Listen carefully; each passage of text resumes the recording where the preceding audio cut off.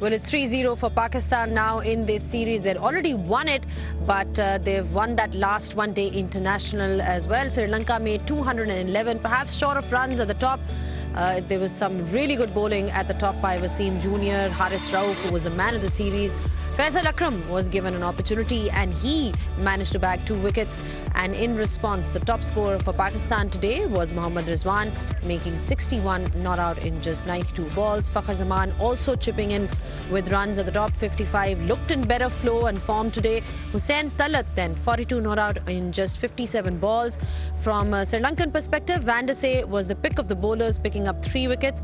But in the end, Pakistan won it easily by 6 wickets and also won the 3-match series 3-0. Well, we're back on pitch side. A huge congratulations to Pakistan. They've won this one 3-0 and we saw that they won the series already, but it's good to see that they've finished it off on a positive note as well. I've got with me a very, very special guest who was given an opportunity today and really delivered with the ball. I've got Amir Sohail as well as Faisal Akram. Faisal, पहले तो बहुत-बहुत मुबारक हो जीत की कि 3-0 पाकिस्तान जीता. आपका थोड़ा सा जो है उसके बारे में बात कर लेते हैं, परफॉर्मेंस के बारे में बात कर लेते हैं. कैसी लगी, कंडीशंस कैसी लगी, पहले तो ये बताएं, और आपके पास जो वेरिएशंस हैं उनका इस्तेमाल कैसे किया? ये सबसे पहले तो अल्लाह का लाख लाख शुक्र है जो आज परफॉर्मेंस हुई है. बाकी पिच के हिसाब से मुझे पिच से थोड़ी हेल्प मिल रही थी और कोशिश यही थी कि जो प्लान था उस प्लान के हिसाब से बॉलिंग करूं. कंडीशन जैसे मुझे सूट कर रही थी उस हिसाब से मैंने बॉलिंग किया. और बाकी वेरिएशंस की बात है, जो मेरा स्ट्रोक बॉल है उसको मैं ज़्यादा यूटिलाइज कर रहा था, तो यही है. फैसल, ये जो लेग स्पिनर होते हैं जिनके पास गूगलीज हैं, टॉप स्पिनर्स हैं, फ्लिपर्स हैं, वो बहुत ज़्यादा फ्लॉन्ट करते हैं, ज़्यादा गूगलीज करते हैं, ये करते हैं, लेकिन आप अपने स्टॉक बॉल के ऊपर ज़्यादा रिलाई करते हैं. ख़ास वजह क्या है उसकी? जी, ख़ास वजह यही है कि मुझे उस पर एक तो कंट्रोल मुझे उस पर ज़्यादा है और दूसरा ये कि वो ज़्यादा इफेक्टिव है, उस पर मुझे ज़्यादा स्पिन मिलता है और जैसी कंडीशन थी उस हिसाब से वो ज़्यादा सूट कर रहा था, तो मैं कोशिश की अपने स्टॉक बॉल पे रहूँ, तो मुझे उससे फ़ायदा हुआ. अच्छा, स्क्रीन पे दिखा भी रहे हैं आमिर भाई, ये जो यहाँ पे डिस्कशन चल रही है, कैसे क्या डिफरेंस है ओवरऑल, कैसे देखते हैं इसको? देखिए, जो मेरे लिए रिफ्रेशिंग चीज़ है, ये जो इन्होंने खुद कहा कि मैं स्टॉक बॉल के ऊपर बहुत ज़्यादा रिलाई करता हूँ, और जब इनका आप रॉन्ग गन चेक करते हैं तो इतना ज़्यादा कोई डिफरेंस नहीं आता कि बैट्समैन जो है वो हाथ से रीड कर जाए. सो आई थिंक ये जो एबिलिटी है, आई थिंक ये काफ़ी इनके काम आएगी. Preparation is always key, Faisal. Whenever you're entering a series, you played one first-class game recently, और वैसे भी आपकी preparation हमने देखी है. शाहीन्स का जो टूर होता है ऑस्ट्रेलिया में भी, उसमें भी आपकी परफॉर्मेंस अच्छी थी. ये प्रेपरेशन कितनी इंपॉर्टेंट होती है? फर्स्ट क्लास की भी हम ऑफन बात करते हैं कि वहाँ खेलना बहुत ज़रूरी है. ये सारी चीज़ें आपकी जो बेस जिसको हम कहते हैं, कैसे आपको हेल्प किया यहाँ तक पहुँचने में? जी बिल्कुल, first class cricket specially wrist spinner के लिए बहुत ज़रूरी है, क्योंकि आपको जितने आप ज़्यादा ओवर्स करते हैं उतना आपको कंट्रोल आता है. और रिसेंटली मैं फर्स्ट क्लास का एक मैच खेला हूँ, उससे पहले हनीफ मोहम्मद ट्रॉफी भी खेला हूँ, और ये है कि जितनी मैंने ज़्यादा बॉलिंग की है उसको मेरा फ़ायदा हुआ है. और जैसे ऑस्ट्रेलिया की बात की है, वहाँ पर भी शाइन्स के टूर किए हैं 2-3, उसमें भी परफॉर्मेंस अच्छी रही है. बस मेन चीज़ ये है कि जितनी मैं फर्स्ट क्लास ज़्यादा खेल रहा हूँ उसका मुझे फ़ायदा हो रहा है. ठीक है, आज की विकेट्स आपने कितनी इन्जॉय की और कौन सी वाली जो डिसमिसल ज़्यादा इन्जॉय की? जी बिल्कुल, जो मैंने बोल्ड किया है हमारा विक्रमा को, वो शायद एक ड्रीम डिलीवरी होती है रिस्ट स्पिनर के लिए, तो मेरी सबसे ज़्यादा जो विकेट थी मैंने उसको एंजॉय किया. ठीक है.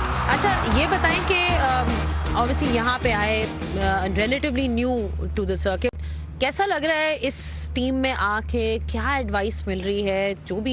जब भी कोई ऐसा लड़का आता है जिसके पास इतना एक्सपीरियंस नहीं होता, तो उसमें लीडरशिप का भी रोल होता है, मैनेजमेंट का भी रोल होता है. आपको क्या एडवाइस मिली? जी बिल्कुल, मैं पहले भी 2-3 सीरीज़ पाकिस्तान टीम के साथ रह चुका हूँ और ड्रेसिंग रूम शेयर कर चुका हूँ, और ये मेरी तीसरी सीरीज़ थी. ड्रेसिंग रूम शेयर करके काफ़ी कुछ सीखने को मिलता है. जिस तरह सीनियर प्लेयर्स हैं सारे बैक करते हैं, जूनियर्स को लेके चलते हैं ग्राउंड में, तो ये एक चीज़ बड़ी अच्छी चीज़ है कि जो हमारे सीनियर प्लेयर्स हैं वो यंगस्टर को बैक करते हैं. मैं फैसल आपसे ये पूछना चाहता हूँ, आज आपने बात की कि मैंने कंडीशंस को बड़ा अच्छा जो है वो यूज़ किया.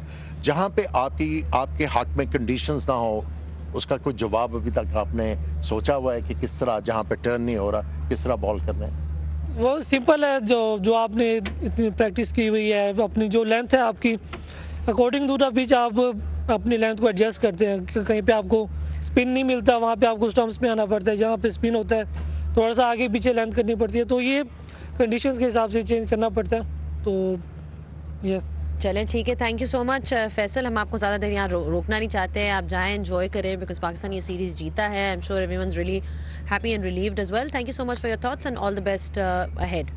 Thank you so much. Thank you.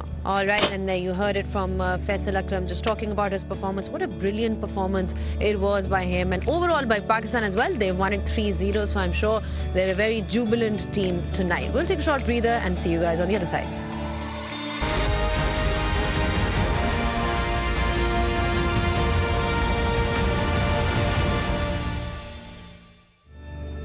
Back on pitch side, and it's a whitewash. That's what we call it. 3-0 for Pakistan, and they've done really well at home. You look at their record since 2015. There's Sri Lanka, which we've seen recently, then South Africa as well, New Zealand 4-1, New Zealand 1-2. So it's just a trend, a pattern that we are seeing, that at home they've managed to figure out a way how to win. And generally as well, last year they managed to beat Australia and Australia, South Africa and South Africa as well. So it just seems that their ODI team is shaping up well. We've got Russ and Alan who joins us in studio. Russ, looking back at this series then, just overall reflecting on how things went for Sri Lanka, what are the areas that you're pinpointing where it all went wrong for them? Well, your big players do have to stand up. When you looked at the batting, three of their main guys rarely scored runs. Pathum Nissanka, Kusal Mendis and Asalanka. Lots of players getting starts, not kicking on was a major issue. They'll have to look at their balance, team balance when playing overseas, because you've got to have an attacking unit. That's where the game has gone. So these are specific areas where they'll need to, when things start falling in place, they look better, they look sharper. Because things, when it's not working, you're just pushing yourself into a bit of a shell, and that's what I saw from them. They need to just stand up. Well, a lot of players are standing up for Pakistan now, at least at home. Amir, we saw the graphic up as well. They seem to be found some way of winning at home, and Sri Lanka, previously it was South Africa. So it's important to see that kind of consistency. How important are these wins for Pakistan? I think the players who were persisted upon, they started to come good. That is a positive for Pakistan. And then when you talk about the players who were warming the bench for a long time, they were given the opportunity in these two series, and they were impactful and real impactful. And that is very encouraging, that the things are shaping up for Pakistan. And the pool of players, they decided that this is the way forward for Pakistan in limited over cricket. They have started to perform, and they are actually playing like a unit, and you could see the confidence born on their chest in a huge way. Wasim Jr., you spoke about him on commentary as well. I mean, he seems to be such a refreshing addition to this lineup and a real wicket-taking option. How do you evaluate his performance in the series? I think he was a stellar performer, and he impressed many. The control he showed throughout this series, and remember when he was given first opportunity against South Africa in those difficult conditions, where there was so much of dew, it was difficult to actually grip the ball. He bowled well, impressed many with his pace, and now he's showing control, and at the same time he's showing how to pick up wickets on these docile surfaces. Speaking of Van der Sar then, he was the addition today for Sri Lanka, and what a brilliant bowling performance. Where has he been hiding? Why didn't we see him earlier? I know how Sri Lanka plays, but we spoke about this in our pre-show actually. Can't two leggies play together? Well, they can, I think, because as I mentioned, the balance needs to be looked at. You need to have an attacking bowling unit to contain or to win. You can't contain and win, and hence Hasaranga and Van der Sar, they're different types of leg spinners, but potent. So go with it, because when you look at the rest of the bowlers, you don't have much. Hence, I would certainly look at that. But Van der Sar, he deserves a lot of credit, because just popping in and always performing at that high level is not easy at all. His grouping was good, his variations, variety. There's a lot of guile with top quality batters who couldn't read him or misread him. Hence, it was simply brilliant from Jeffrey Van der Say, mentally it's a struggle having to sit out there and watch others play. Am I not as good as Hasaranga? All these thoughts, but when the opportunity comes, nothing matters, and he's showing that strength. See, if you see both these bowlers, they are different, like Russell suggested. One is low arm, and he bowls with low trajectory, and the other one is conventional leg spinner. And I think they can form a good combination for Sri Lanka, especially with the fact that Tikshana has been off the boil, and he's been worked out by the oppositions. And, if the pitch is not responding to him, he's an easy customer. And Amir, at the end of the day, Hasaranga bowls a lot of wrong ones, more of off spin. Okay, then we're talking about today's performance. Of course, we've reflected on how well Pakistan has done in this format.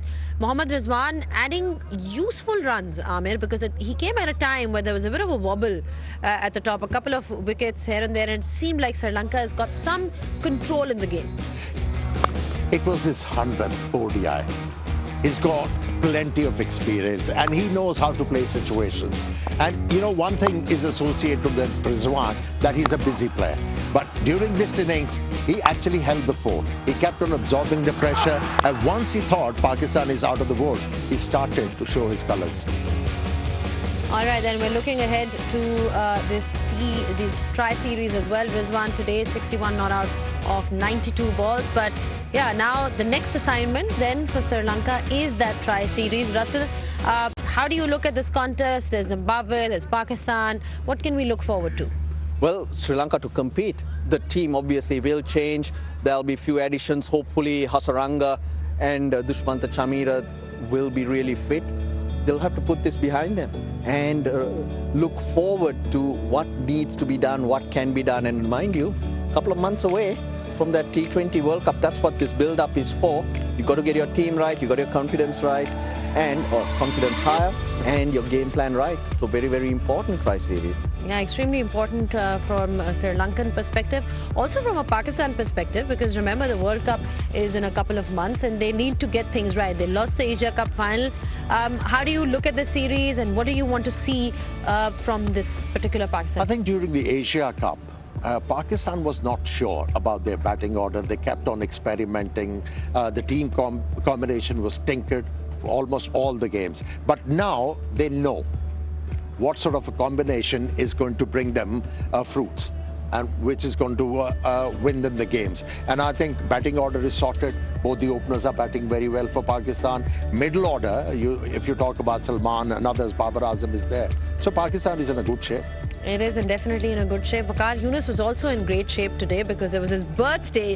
Happy birthday to Waqar Younis. There was a bit of a celebration by the media team for him. He turns sweet 16 today, which is why the wonderful cake that we've got there. A wonderful celebration overall for a legend, a true legend of the game, on the field and off the field as well. Celebrating the 16th. Why not, Russell Arnold? Yeah, he probably should be playing for the Shaheens at the moment if he's 16. The Shaheens have done well today. They've done well. They've beaten India in that Asia Cup we're talking about. But thank you so much, gentlemen. I think it's time to head home as well because we'll be back with all the action in just a couple of days' time. So yeah, that's pretty much all that we have for you from this ODI series. I hope you guys have enjoyed this coverage. More importantly, Pakistan winning. Pindi, you've been absolutely magnificent. But you've got more games because the tri-series is in just a couple of days' time. And that's all the action that we've lined up for you. So keep watching Pitchside and see you guys in a couple of days.